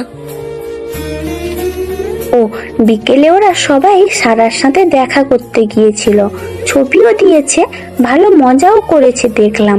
ওর কিছু হয়নি, তুই চিন্তা করিস না। ছবি দিয়েছে আর তুই আমাকে দিসনি কেন? ভুলে গিয়েছিলাম, দাঁড়া আমি এখনই দিচ্ছি তোকে। ছবি দেখে তাড়াতাড়ি ঘুমিয়ে যা প্লিজ। তুই ছবি দে তাড়াতাড়ি। আচ্ছা দিচ্ছি, তুই ফোন রাখ আর মেসেঞ্জারে যা। ঠিক আছে। ফোন রাখার পরপরই কয়েকটা ছবি স্নিগ্ধকে পাঠিয়ে দেয়। ছবিগুলোতে সারার হাসি দেখে যেন একটু শান্তি মিলে স্নিগ্ধর। এতক্ষণ ছন্ন ছাড়া লাগছিল তার। ছবির মতো মানুষটাকে যে কবে কাছে পাবে সে। স্নিগ্ধ সারার ছবি দেখতে দেখে অতীতের ভাবনায় চলে যায়। সারা অনেক আগে থেকে স্নিগ্ধর চেনা, কিন্তু সারা তার গুণাক্ষরেও জানে না। দিনটি ছিল রবিবার, আজ থেকে 2 মাস আগে। কথা অনার্স 3rd ইয়ারের স্টুডেন্ট। বাসা থেকে একটু দূরেই তার ভার্সিটি। প্রতিদিন একাই যায়, তবে মাঝে মাঝে স্নিগ্ধর কাছে বায়না ধরে তাকে যেন ভার্সিটিতে নামিয়ে দিয়ে আসে। ছোট বোনের আবদার স্নিগ্ধ কখনোই ফেলতে পারে না। স্নিগ্ধ যেহেতু কথার আবদার ফেলতে পারে না, তাই সে মাঝে মাঝেই এরকম আবদার করে বসে। সেদিন স্নিগ্ধর অনেক কাজ থাকা সত্ত্বেও রাখতেই তাকে ভার্সিটিতে রাখতে যায়। ক্লাসের সময় হয়ে যাওয়া স্নিগ্ধ কথাকে নিয়ে তাড়াতাড়ি বেরিয়ে যায়। স্নিগ্ধ ড্রাইভ করছিল আর পাশের সিটেই বসেছিল কথা। কথার একটা অভ্যেস আছে, সেটা হচ্ছে বাইরে কোথাও যা যা হবে সে তার ভাইকে বলে দেয়। নামটা যেমন কথা তেমন সে কথা বলতে বেশি ভালোবাসে। এই যে 5 মিনিটের রাস্তা, এখানেও সে বকবক করতেই আছে ভাইয়ের সাথে। ভাইয়া জানিস কি হয়েছে? কিভাবে জানবো? তুই কি বলছিস? ও হ্যাঁ, আমি তো বলিনি তোকে। জি, তোকে বলেছিলাম না আমাদের জুনিয়র একটা মেয়ে শেহরানের সাথে বন্ধুত্ব করেছে। মেয়েটা খুব মিষ্টি জানিস, এত সুন্দর কথা বলে, আমার ওকে ভীষণ ভালো লাগে। আমি ছেলে হলে ওর প্রেমে পড়ে যেতাম। মেয়ে হয়ে অন্য মেয়ের প্রশংসা করছিস, তার মানে মেয়েটা সত্যি সুন্দর? হ্যাঁ, অসম্ভব সুন্দর। দেখাস তো মেয়েটাকে। তুই বিয়ে করতে না পারলি তোর ভাই তো বিয়ে করতেই পারে। তোর ভাগ্য খারাপ। কেন, মেয়েটার কি বয়ফ্রেন্ড আছে? হ্যাঁ, ডিপার্টমেন্টের স্যার স্বয়ং তার প্রেমে পড়েছে। আসল কথা হচ্ছে তারা একে অপরকে ডেটও করেছে। রিলেশন করা মেয়ের কথা কেন আমাকে বলতে চাস আজব? যদি ব্রেকআপটা একবার হয়ে যেত। মানুষের খারাপ চাইতে তো লজ্জা করে না? আমি তো স্যারকে অন্য একটা মেয়ের সাথেও দেখেছি। কি বলছিস? স্যার তো তাহলে পুরো চরিত্রহীন। হ্যাঁ। আচ্ছা বাদ দে ওসব। তোকে কি এখানে নামিয়ে দেবো নাকি ডিপার্টমেন্টে যাবি? ডিপার্টমেন্টে রেখে আয়, এখান থেকে অনেকটা দূর হেঁটে যেতে হয়। ঠিক আছে। স্নিগ্ধ কথাকে তার ডিপার্টমেন্টের সামনে নিয়ে যায়। ডিপার্টমেন্টের সামনে গিয়ে গাড়ি থামায়। কোথায় এগিয়ে গিয়ে দেখে সেরান দাঁড়িয়ে আছে। শুধু সেরান না, সাথে সারাও আছে। কথা গাড়ি থেকে নেমেই তাদের দুজনকে একসাথে দেখে স্নিগ্ধর দিকে তাকিয়ে তাকে নামতে বলে। স্নিগ্ধ গাড়ি থেকে নেমে কথার সামনে দাঁড়ায়। কি হয়েছে? বাইরে বের হতে বললি কেন? সেহরানের পাশে সারা দাঁড়িয়ে আছে। অন্য মানুষের গার্লফ্রেন্ডকে আমি দেখে কি করব? আরে দেখ না, আমি বলেছিলাম না ও খুব মিষ্টি মেয়ে, একবার তাকিয়ে দেখ। স্নিগ্ধ কথার জোড়াজুড়িতে সামনের দিকে তাকায়। সেরানের পাশে দাঁড়িয়ে একটা মেন নন স্টপ কথা বলে যাচ্ছে। স্নিগ্ধ এক পলকে সারার কথা বলা দেখে যাচ্ছে। তার বোন খুব একটা ভুল বলেনি। এই মেয়েকে প্রথম দেখায় যে কেউ প্রেমে পড়ে যেতে পারে। স্নিগ্ধ ক্ষেত্রেও এটার বিপরীত কিছু হলো না। স্নিগ্ধকে এক পলকে তাকিয়ে থাকতে দেখে কথা স্নিগ্ধকে ডাক দেয়। স্নিগ্ধ সজ্ঞানে ফিরে এলে আর কিছু বলার মতো পায় না। গাড়ির দিকে ফিরে যায়। কথা সেখানে দাঁড়িয়ে আছে। গাড়িতে ওঠার আগে স্নিগ্ধ কথাকে ডেকে একটা কথাই বলে। ওই মেয়ের প্রেমিক অর্থাৎ ডিপার্টমেন্টের স্যারের ব্যাপারে সব খোঁজ খবর নেই। লোকটা যদি ভালো হয় তাহলে তো ভালোই, আর যদি তার চরিত্র খারাপ হয় তাহলে এই মেয়েকে আমার চাই। কথাগুলো বলে স্নিগ্ধ গাড়ি নিয়ে বেরিয়ে যায়। কথা দাঁড়িয়ে স্নিগ্ধর কথা ভেবে হাসতে থাকে। তার ভাই যে এবার সত্যি সত্যি একটা মেয়ের প্রেমে পড়ে গিয়েছে। সেদিন থেকেই কথা সেরানের মতো সারাকে খুব ভালো বন্ধু বানিয়ে ফেলে। তার পাশাপাশি আবিদ স্যারের ব্যাপারে খোঁজ খবর নেয়। আবিদ স্যারের বিয়ের ব্যাপারে কথাই সারাকে জানিয়েছিল। স্নিগ্ধ সারার কথা ভাবতে ভাবতে তার ছবি বুকে নিয়ে ঘুমিয়ে যায়। মেয়েটাকে যে বড্ড ভালোবেসে ফেলেছে। ভালোবাসার মানুষকে নিয়ে চিন্তা তার সবসময় হয়। হয়তো প্রতিটা মানুষই তার ভালোবাসার মানুষকে নিয়ে সবসময় চিন্তিত থাকে। শমশের সাহেব সকাল সকাল চলে এসেছেন বাজার করতে। তিনি প্রয়োজনীয় জিনিসপত্র কিনছিলেন। এমন সময় ফোনটা বেজে ওঠে। স্নিগ্ধ কল দিয়েছে দেখে তিনিও ফোনটা রিসিভ করেন। হ্যাঁ বাবা বল। কেমন আছেন স্যার? আলহামদুলিল্লাহ, তুই? ভালো। স্যার, স্যারের কি অবস্থা? আমি তো সাপ্তাহিক বাজার করতে এসেছি, যখন আসি তখন ঘুমাচ্ছিল। আমি সন্ধ্যায় ভাবলাম খবর নেই, কল দেওয়ার পর থেকে ফোন বন্ধ বলছে। হ্যাঁ, সারা গতকাল নাম্বার চেঞ্জ করেছে। তার শারীরিক অবস্থা কেমন? কোনো অসুবিধা হচ্ছে কিনা একটু জানাতে বলবেন স্যার। ঠিক আছে, আমি বাসায় গিয়ে ওকে কল দিতে বলবো। ঠিক আছে স্যার, সাবধানে থাকবেন আর নিজের যত্ন নেবেন। তুইও ভালো থাকিস বাবা। জি স্যার, দোয়া করবেন। বাবা ফাঁসিয়ে দিচ্ছ কেন? ফাঁসিয়ে দিচ্ছে মানে? এই কি হয়েছে রে? তোমরা দুজনকে নিয়ে কথা বলছো, সেটা আমি জানি না। তোমার ছেলে তোমাকে ভয় পায় মা, তাই তো তোমাকে বলতে সাহসী পায় না। কথাকে স্নিগ্ধ এবার ভয় পেয়ে যায়। এই মেয়ের মুখে কিছু আটকায় না, পেটে কোনো কথা রাখতেই পারে না।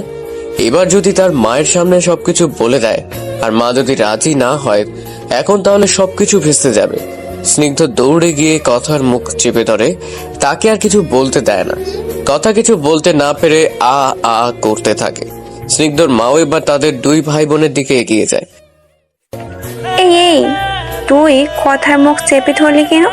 কি বলতে চাচ্ছিল কথা? ছাড় ওর মুখ, ওকে বলতে দে। কি হচ্ছে রে তোদের মধ্যে? বাবা এসে এক কথা বলছে তোকে চুপ করিয়ে দিচ্ছিস, আবার কথা কি বলছিল যে তুই মুখ চেপে ধরলি? তিনজনে কিছু লুকাচ্ছিস আমার থেকে। আমি কি এই বাড়ির কেউ না? মা তেমন কিছু না, বাদ দাও। আমি বিকেলে তাড়াতাড়ি চলে আসবো। কি লুকাচ্ছিস তোরা আমার থেকে? আমার সাথে তোরা বেমানি করলে আমি কিন্তু সব ছেড়ে ছুড়ে বাড়ি থেকে চলে যাব। নাও এবার বাড়ির মালকিনকে সামলাও, দুই ভাই বোন মিলে। আমি অফিসে যাচ্ছি। এই তুমি এক পাও এগোবে না, বলে দিলাম। কি লুকাচ্ছ তোমরা আমার থেকে? বলে তারপর যাও। মা, তুই আমাকে মা বলে ডাকবি না একদম। আন্টি শুনুন প্লিজ। এই কথা, বাহির থেকে আমার শক্ত জুতা নিয়ে আয় তো। মা, তুমি আমাকে জুতা পিটা করবে? প্রয়োজন হলে তো করতেই হবে। আচ্ছা সব বাদ দাও বলছি। এই মেয়েটাকে কেমন লাগে দেখো তো। ফোনের ওয়ালপেপারে থাকা সারার ছবি দেখায়। মায়ের দিকে তাকিয়ে আছে স্নিগ্ধ। মা কিভাবে বোমা ফাটাবে তার অপেক্ষায় আছে। স্নিগ্ধর কোনো পছন্দ কখনো তার মায়ের পছন্দ হয়, তবে কোনো মেয়ে বিষয়ক ব্যাপারটা এবার প্রথম। স্নিগ্ধর সাথে সবাই চুপচাপ মিসেস আঁচলের দিকে তাকিয়ে আছে। তিনি কি বলবেন, কেমন রিয়াকশন দেবেন এটা ভেবে। কে এই মেয়েটা? মা, ও সারা। সুন্দর না বলো? আমি তো ছেলে হলে ওকে তুলে নিয়ে এসে বিয়ে করতাম। কথা রাগ দেখাচ্ছিস কেন? আমি তাকে ভালোবাসি তোর আগে থেকে। আমি গেলাম, আমার দেরি হয়ে যাচ্ছে। তোমরা এখন কি করবে করো। মেয়েটা সুন্দর। আলহামদুলিল্লাহ আলহামদুলিল্লাহ আলহামদুলিল্লাহ। মায়ের কথা শুনে যেন স্নিগ্ধ হাঁপ ছেড়ে বাঁচল। এতক্ষণ নিঃশ্বাস আটকে রেখেছিল। স্নিগ্ধ খুশিতে আবার মোবাইলটা বুকে চেপে ধরে। মিসেস আঁচল স্নিগ্ধর দিকে ভ্রু কুঁচকে তাকায়। মেয়েটাকে সুন্দর বলেছি, বিয়ের আসরে ওই মেয়ে সহ তোমাকে বসিয়ে দেওয়া হয়নি যে তিনবার আলহামদুলিল্লাহ বলবে। না মানে মেয়েটা কে? আমরা আগে ছিলাম মানে বগুড়ায়। আমার কলেজ টিচার ছিলেন শমশের স্যার, যিনি আমার জন্য প্রচুর কষ্ট করেছিলেন, ওনার মেয়ে। তবে স্যারের সাথে কয়েকদিন আগে দেখে তখনই জানলাম সারা ওনার মেয়ে। তার আগে কথার ভার্সিটি জুনিয়র হিসেবে চিনি। নাম কি? সারা? হ্যাঁ। সম্পর্কে গিয়েছো নাকি? না না মা, আমি শুধু পছন্দ করি, সে তো জানেই না। বাসায় কি বিয়ের প্রপোজাল নিয়ে যেতে হবে? এখনই, আর কিছুদিন গেলে ভালো হয় না? কেন? প্রেম করার জন্য? না মা, ও একটু আমাকে জানলো বুঝলো, আমার ব্যাপারটা ওকে জানানোর সুযোগ পেলে জানিয়ে দেবো ভেবেছি। তারপর কি হবে জানি না। না করে দিলে কি করবে? সন্ন্যাসী হয়ে যাবো, আর কি করব। ধরো মেয়েটা রাজি হলো, কিন্তু আমি যদি না মেনে নিই? শহীদ হয়ে যাব। কিভাবে? তোমার হাতে ছুরি ধরিয়ে দিয়ে বলবো আমি সারাকে ছাড়া বাঁচবো না, আমাকে শেষ করে ফেলো, আর তুমি আমাকে শেষ করে দিবে। এ তো কথা বলা শুরু করলি কবে থেকে? এখন তাড়াতাড়ি বিয়ের ব্যবস্থা যেন করতে পারি সেই কাজ করুন ডক্টর সাহেব। আমার বৌমা লাগবে, তার কিছুদিন পর নাতি নাতনিও লাগবে। এখন তাড়াতাড়ি হাসপাতালে যান। আজকে যাকে দেখতে যাওয়ার কথা ছিল সে বাসায় কল দিয়ে নিষেধ করে দিচ্ছি। ঠিক আছে মা, আজ থেকেই কাজে লেগে যাই। কি বলো? হ্যাঁ জলদি। আমাকে আজ 2000 টাকা না দিলে আমার থেকে আর কখনো সাহায্য পাচ্ছেন না আপনি ডক্টর সাহারিয়ার স্নিগ্ধ। মা, তোমার মেয়ে এই 2 মাসে আমার থেকে কত টাকা নিয়েছে জানো? ওটা আমার জানার বিষয় না, তোদের ভাই বোনের বিষয়। লাভ ইউ মা। তাড়াতাড়ি দুজন খেতে এসো, খেয়ে বাইরে যাবে। ঠিক আছে তুমি যাও, আমরা আসছি। মিসেস আঁচল রুম থেকে চলে গেলে কথা হাত পেতে টাকা চাইতে চাইতে স্নিগ্ধর দিকে এগিয়ে যায়। স্নিগ্ধ ডান হাত দিয়ে চোখ মুখ ঢেকে বিলাপ করতে থাকে, হায় আল্লাহ বাঁচাও আমাকে। 12টা বেজে গিয়েছে। মিসেস আয়শা আর ইরা দুজন মিলে সারাকে কয়েকবার ডেকে গিয়েছে সকাল থেকে, কিন্তু সারা কম্বল দিয়ে মাথা থেকে পা পর্যন্ত ঢেকে শুয়ে আছে। সারার বাবা বসে বসে চা খাচ্ছিলেন, সাথেই সারার মাও বসে আছেন। সারা কি করছে? মেয়ের শরীর কেমন? সকাল থেকে ডাকছি, নড়াচড়া করে আবার ঘুমোচ্ছে, কোনো কথা নেই। কি বলো? মেয়ে তো এতক্ষণ ঘুমায় না, আমি দেখে আসছি, দাঁড়াও। সারার বাবা চায়ের কাপটা রেখে সারার রুমে চলে যান। রুমে গিয়ে দেখেন সারা তখনও ঘুমোচ্ছে। তিনি আস্তে আস্তে সারাকে ডাকতে থাকেন। সারা ধীরে ধীরে কম্বলের ভেতর থেকে মুখটা বের করে তার বাবার দিকে তাকায়। হ্যাঁ বাবা। এতক্ষণ ঘুমাচ্ছিস কেন মা? শরীর খারাপ লাগছে? পুরো শরীর খুব ব্যথা হয়েছে বাবা, মাথাটাও যন্ত্রণা করছে খুব। কি বলছিস? দেখি জ্বর আসেনি তো। শমশের সাহেব নিজের হাতটা সারার কপালে দিলেই বুঝতে পারেন সারার অসম্ভব জ্বর এসেছে। হয়তো ব্যথার জন্য জ্বর এসেছে, কিন্তু এ তো ভয়ঙ্কর জ্বর। তিনি মিসেস আয়েশাকে তৎক্ষণাৎ ডেকে সারার মাথায় পানি দিতে বলেন। প্রায় 10 মিনিট যাবৎ সারার মাথায় পানি দেন সারার মা। সারা শরীরে ব্যথা নিয়ে একা একা বিছানা থেকে উঠতেও পারছে না। সারার মাই সব ব্যাপারে সাহায্য করছেন। দুপুরে তিনি সারাকে খাবার টেবিলে নিয়ে এসে চেয়ারে বসিয়ে নিজের হাতে তুলে খাইয়ে দেয়। খাওয়া শেষ হলে তিনি আবার সারাকে রুমে নিয়ে গিয়ে বিছানায় শুইয়ে দেন। সন্ধ্যার পর প্রায় 7টার দিকে স্নিগ্ধর ফোনে কল আসে। স্নিগ্ধ ব্যস্ত থাকায় কল রিসিভ করতে পারে না। মিনিট 10 পর এসে ফোন চেক করে দেখে শমশের স্যার কল করেছিল। স্নিগ্ধ আর এক মুহূর্ত দেরি না করে নিজে কল দেয়। সাথে সাথে কলটাও রিসিভ হয়ে